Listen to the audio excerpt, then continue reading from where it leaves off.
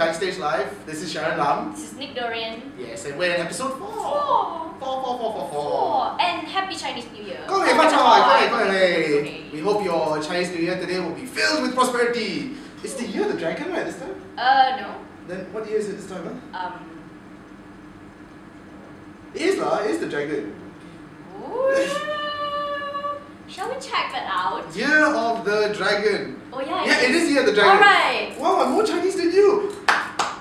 Well done, Dorian. Well done. So yes, we are back in our usual antics once again. How have you been, Sharon, since the last episode? Very good. Except that we probably have not been sleeping much. Yeah, it's been sleepless nights, but it's all for a good cause in one sense or another. Ooh. So yes, we're back, and let's see, we've got a lot of interesting things happening in the next couple of weeks. We've got some very, very good shows which you should not miss. Actually, 2 of these shows, the shows that we're going to mention, have actually been performed before last year. They are restagings actually. And there is a reason why they're restaging it, because it is that good. The first one that is coming up is a play called Para. Para. Yes. Para is happening. Oh, it's written by Alfian Saad and directed by Joe Kukatas. A production by Instant Cafe Theatre, right? Featuring actually our friends. Yes. People we know. Yes, people we know. We're very proud to be associated with them. Yes. Who are they? They are Gregory C. Yes. Ide Putra, Farah Rani, Brana Arujati. We went to watch it last year, and it is a spectacular performance. It's a brilliant piece of writing, and you shouldn't miss this opportunity again, because I'm definitely going for this. I've been itching to see this again because it's lovely. Now, the second thing that's happening is called Someone Who Watched Over Me, which is an Irish play by Frank McGuinness. It stars 3 very, very talented actors, which is... It's also a restaging. Yes, which is Gavin Yap, Charles Donnelly, and Kingsley Judd. Directed by Joe Hashem. Yes, they played this around the same time last year, actually, at the Actor Studio Lot 10. And it's a gorgeous story about struggle and how these 3 guys were captured and basically tortured. But it's a toss between them trying to find their sanity once again. And it's heart-wrenching to see, and if you go and watch it, I'm sure you'll shed a few tears too. I know I did. I feel like I should have put some, that background music while we were giving that monologue. So... They don't call us actors for nothing. The dates for the shows will be mentioned later at the end in of the the episode. slideshow. Yes. Now, we've got a very special guest with us today who will be discussing things about the film and theatre industry. Now, the film and theatre industry are very, very different in its own sense, and we thought, why don't we delve into it for once? Why don't we have a very kind of intellectual conversation for once? So in here with the studio with us is none other than Mr. Tony Eusoff. Hey. Hi. How come the cameras are there? But I'm looking at you guys, I'm talking. Okay. It's okay, you can look at the camera, you can look here, it's up to you. How are you? I'm good. So you mean the show has started? We're rolling? Yeah, we're rolling, right? Rolling already, wow. Rolling already. Very laid back, very casual. So yes, this is Tony Eusoff. He's a very multi-talented actor. He's a singer as well, done a lot of musicals as well. Not masseuse. Yes, not the masseuse. So, what's your experience been? What are your major works that you've done, in case people don't know who on earth Tony Eusoff is? Oh God, who on earth is he? He's done a lot of soaps, Malay soaps and TV, very cheesy dramas, where men like me are required to cry a lot. I've done a lot of crying scenes in my life, in my short span of 8 years now. It's not. I'm waiting for the 10-year milestone. 10 years is when okay, I can call myself a master. 10 years, But so I've started off doing TV commercials, then I moved on to doing soaps. Then I started doing theatre, 2005, and I've been juggling all this ever since: TV, theatre, a bit of films. And I supplemented with like MC work, singing. I sing as well. So, in your experience between like film and theatre, what are the differences like? Is it very different from the theatre? It's, of course it is. It's like, I liken the difference to say say using oil paints, from oil painting to color pencil painting to charcoal painting. It's the same kind of art. It's the same. It gives you the same visual stimulant, but it is of a different medium. Oh, so deep. Yeah. So deep. It's very deep. But they're not. I wouldn't say one is more challenging than the other. It's I think that's the biggest myth is that theater is more challenging than TV, or vice versa. You know? Yeah. Both. I mean, all different mediums have their challenges. TV, we work with very, very tight schedule with TV, and imagine doing 20 to 30 scenes a day, and you hardly have time to think about your character, let alone background, cover story, whatever not, you know. And then scripts can get changed along the way, you know. And we're not even one of those most competitive industries yet. Like if you go to neighboring countries where the drama business is just, they edit on the go. They bring an entire editing van, what they call an OB van, right? They edit on location, and they shoot, like, for just a small drama team is divided into 2 different production teams, each one 80 men strong, roughly. And you have 2 to 3 cameramen, so it's like MCP, multiple cameras per team on location. So that's these guys are mass churning the scenes. We're not there yet. We don't have nearly enough financial aid to support that kind of system. But nevertheless, we still produce 20 scenes is a lot to do in a day, you know. So you have to be on the ball. You don't have 2 months of rehearsal time to put your theater to learn your lines, you know. Like yeah, sure, people come. They come in one show and they see you delivering lines A to Z. They did not come for every day of the rehearsal days leading to that show, you know. So to me, memorizing lines is secondary. I mean that shitloads more difficulties and challenges to come than memorizing lines. That's the least of your problem. That's for film and anything. Even theater. You can't. When I do a theater project, 2 weeks, I'm not even trying, and the lines are in my head. Like I can't. I wish they were out. Enough of these stupid lines. But yeah, you know, 2 weeks and they're in without me even trying. Right. So so memorizing lines is actually secondary. The rest, we have so many more uphill battles to be won if we win them at all. Yeah. So that's. Cool. If you were to choose between like film and theater, which one would you find more fun? I guess. I mean preference. Yeah. Preference. Well, I have like preferences of sorts. If you were to, if it was commercial success you're going for, I think your preference should be film. Film is more or less the pinnacle as an actor. Okay. In terms of commercial success, but I like theater for its, they call it a play for a reason, right? And it is a play, you know. So theater gives you that leeway to express yourself, and to a very confined audience. Therefore, you have the ability to swear more, maybe. If you want to do theater, you get to swear more. Yes. Yep. And rehearsals is where you explore all these things you've always wanted to explore. You know, whatever it is. You know, it could be like. I mean, you get instances elsewhere. I've heard, you know, maybe not in this country, but like abroad, where they actually stage an orgy scene, but with clothes on. Right. So stuff like that, like experimentation. So I mean, so you can see the whole spectrum of things you can do in a theater space. Yeah. In rehearsals alone. Yeah. You know, and then of course you have all kinds of different shows, all different kinds of performances.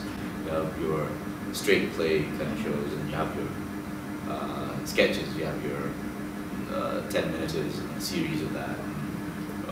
Very, very experimental stuff, you know. So it's a wide range to suit different people, I guess. You know, like I to suit different people at different times of their lives. Like sometimes I'm into comedy and I watch so much of it I get sick of it that I want to go into like serious romance stuff or something, and whatever it is, you know. So it depends on how you feel, what you want to go for. Okay. So you've been acting for 8 years, about 8 years? 8 years proper. So have you plus 1 year of commercial TV commercial acting? So I don't call that. Yeah, I think I've seen some of those commercials before. Yes. Millions of takes. Acting has nothing to do with it. Yeah. It's just directors. Let's use up all the film can. So that we're doing work. You know, this is what we call our craft. So have you done any directing or writing? No, I wouldn't. I think I could. I'm ready for directing. Bad directing. That is. I can cover the basics of directing, but I wouldn't be. As of now, wouldn't be able to be half the director I would want to be if I wanted to be a director, which means I don't really want to be a director. Am I making sense? It's okay, on the show it hardly makes sense. But there's a lot of anxiety in directing here in this country. Because, like, budgets are never enough. So I think that's one of the reasons why I don't want to direct. I'd rather be a producer. I control the money, but I'm not even there yet. So let's not talk about that. So I'll just keep on acting. Do you feel like there's an expectation that you have to fulfill if you have to direct? I feel well for a director, definitely. I mean, the main reason I don't want to direct now is because I don't know if I'll ever be ready, but at this point in time, directing has just too much. A lot of things are on you, mate. You know, so many people's expectations, people's money. The pressure is on you. You need to be. You are the captain of the whole project. You need to make it happen. You need to realize your vision. You know, you need to. How do you make people see what you see? You know, it's the more eccentric the director, the more critical, the more creative the director. Sometimes the harder it is to see is what he's trying to say. You know, so he needs visual aid. He needs his film to be that tool to show you. And it's not.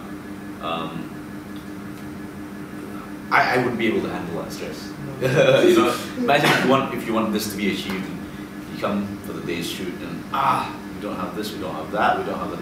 Oh, lighting's bad. Oh, weather's coming on, so you know, oh crap! What the hell? You know, when you think things can't go bad, they just do. You know,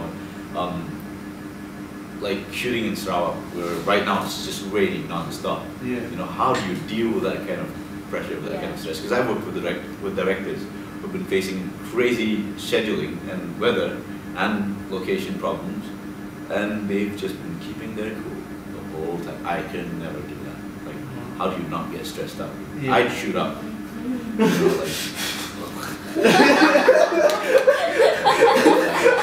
end me up my misery, you know. Like, but directing is I have that much respect for directors. I have that high regard. I mean, to me, there's no chemistry is like the chemistry between the actors and the director.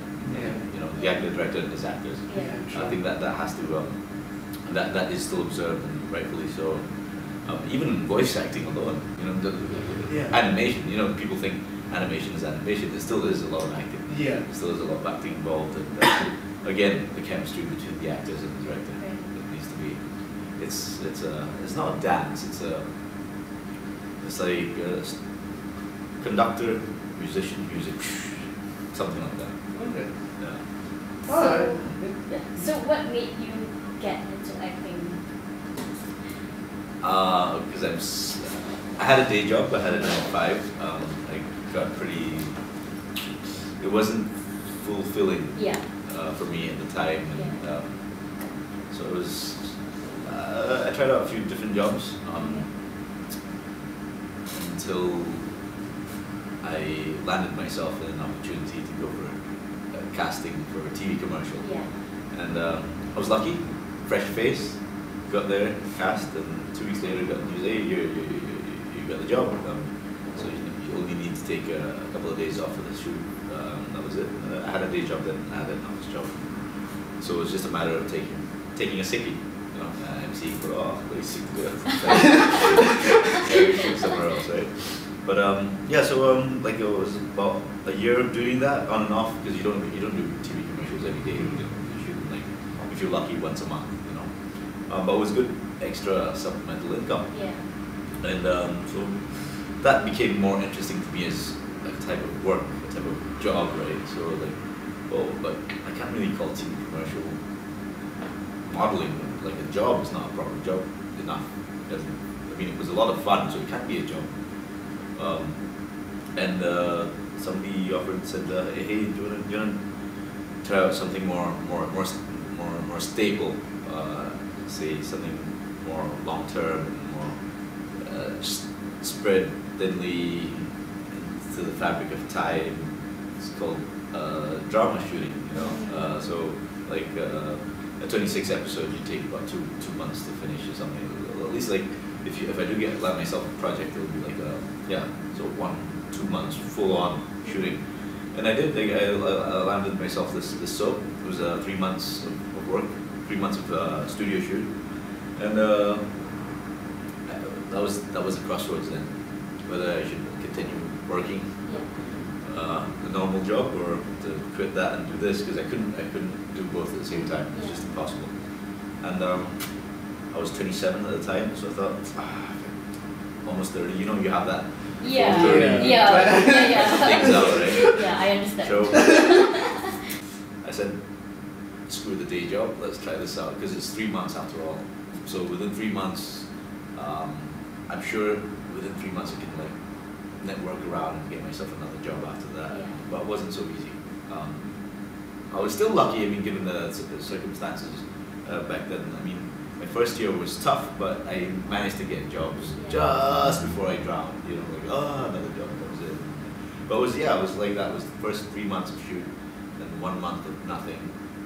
1 month another project comes in, and 2 months of nothingness. And so that was TV. That was TV. Yeah. I thought, what else can I do? And there's this other thing called theater. You know, so I could use that as the gap filler. You know. And I noticed that, I realized that it was towards the end of the year that my TV jobs were not as, they got scarcer towards the end of the year. And so I thought, this is how I'm going to do it. Do as much TV stuff as possible first half of the year, and dedicate the second half to theater. So that's what I did. In 2005, I got my first theater thing, and in fact, 2005 I got four theater jobs back to back. I think when people heard I wanted to do theater, they said, and the thing was, the catch was that musical theater had just started that year. It was like, not in a big way, but it started to, more companies were starting to do musicals. So suddenly there was this, buzz, anything about musicals, right? So, and people discovered that I could sing, and so I thought I'd give musicals a go, and that'll be a good way for people to know that I sing, or try to sing. Yeah. And the rest is history. Yeah. So I've been managing to juggle all that right now. So you chose to become an actor like full time. Do you have any advice for people who want to become actors, like full time actors? Don't be stupid like me. It's tough. It's you have to have a lot of balls to decide on. I didn't have, because I come from Sarawak, like family's all back there. It's like Mapla, you know. So the comfort zone is still there. KL is still pretty much scary for me. Well, definitely grown more comfortable in KL now, but back then it was just mom pestering me to go home and find a real job. We all know how that feels. So many years getting a degree and at least work in an air-conditioned environment back home. But I said, no, I want to try things out here. So it was very tough. The decision to make, whether to pursue a steady job or a stable income versus uncertainties, versus industry that has not matured, like 50 years behind how it should be maturing, you know. So, but there's also another way of seeing that. You know, you either see the glass half empty or half full, right? Do you want to be a part of that change, a part of that transition, a part of that movement that makes it better? You know, so that was where I was coming from. You know, that helped me decide on just jumping the band, you know, hopping into the bandwagon. And let's take this ride. Yeah. But of course, you have to be responsible for your actions. I had to do what was necessary. I had to work. I had to. I knew what had to be done to minimally that had to be done. You know, to at least ensure that I've done my part. Because after all, you can do all kinds of preparations. You can learn how to dance, tap dance, and learn how to sing, yodel, whatever.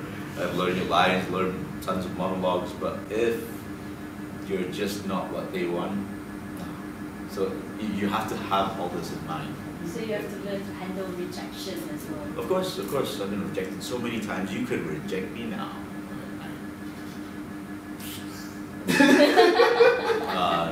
No, but you still, of course, you still feel bad, you know. But it gets easier over time. Well, you pick up tricks along the way. Like you pick up, basically, like you go somewhere new for the first time, and you know you don't know who the people there are. All you have to do is look bored, look very bored, and people will think you know your shit.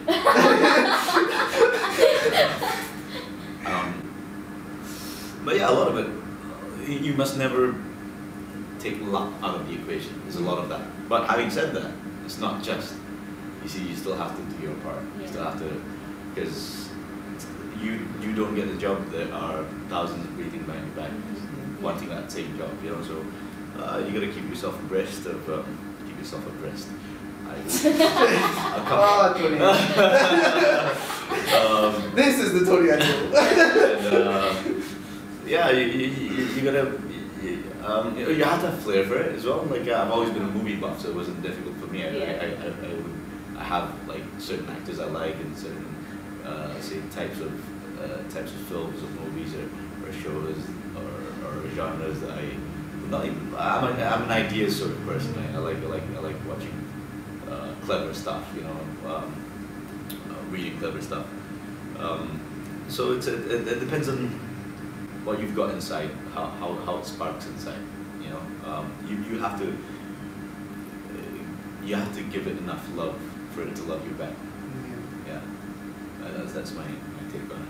Alright, and with that I think we're going to wrap this up. Right. Thank you so much, Tony, for being here. Thank you so much for coming on the show. Thank you for letting me smoke in my first smokable talk show. Oh yes, you're very welcome.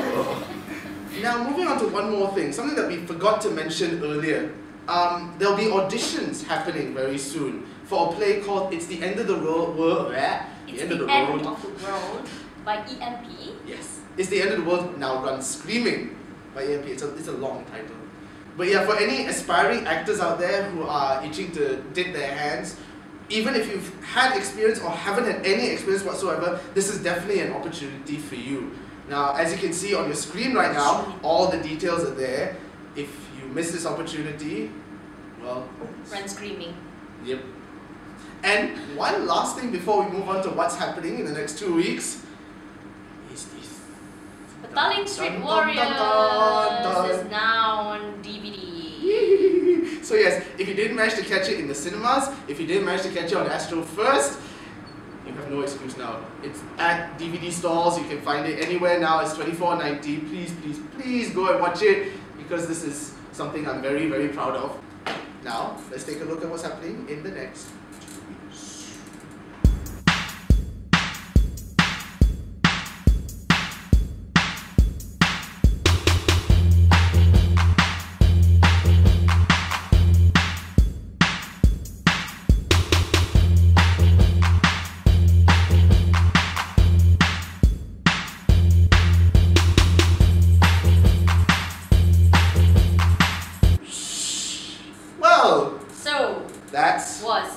What's happening in the next few weeks.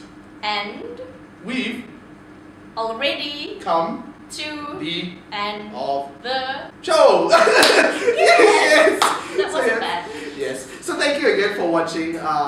We really need your support with this. We know that we haven't been getting much hits and we're still kind of low. But if you guys will support us, we will love you to death.